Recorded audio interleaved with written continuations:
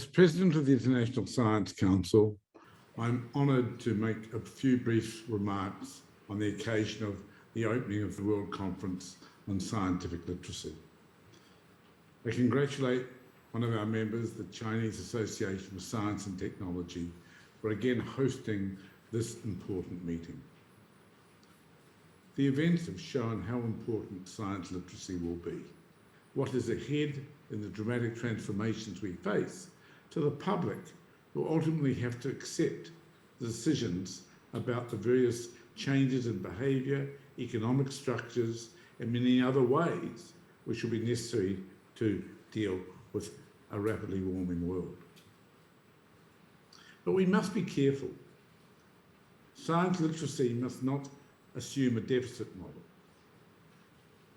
It must recognise that as much as telling what science knows, as having the skill so that people we communicate with have the ability to hear and understand what that is, what we're saying. And that means avoiding the deficit model. It's not a matter of people not being able to understand. It's a matter of them not necessarily understanding the processes and the meanings of science and the way we communicate.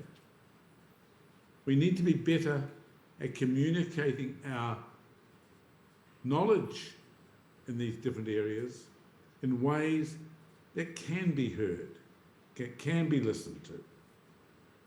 We need to think far more, for example, about moving away from very technical language and very complex graphs, and not everybody can look at a graph easily, to narrative, to stories. And we need to bring that together. Science communication is not easy. It's not easy because we have been brought up as scientists in it for all our professional lives. But creating science literacy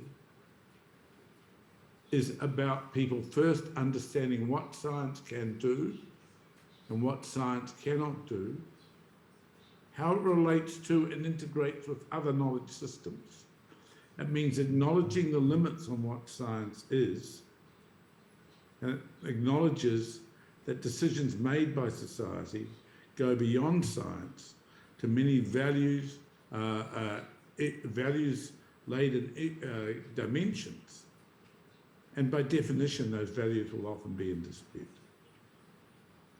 So in opening this conference, or making some comments at the opening of this conference, I would encourage us all to reflect with humility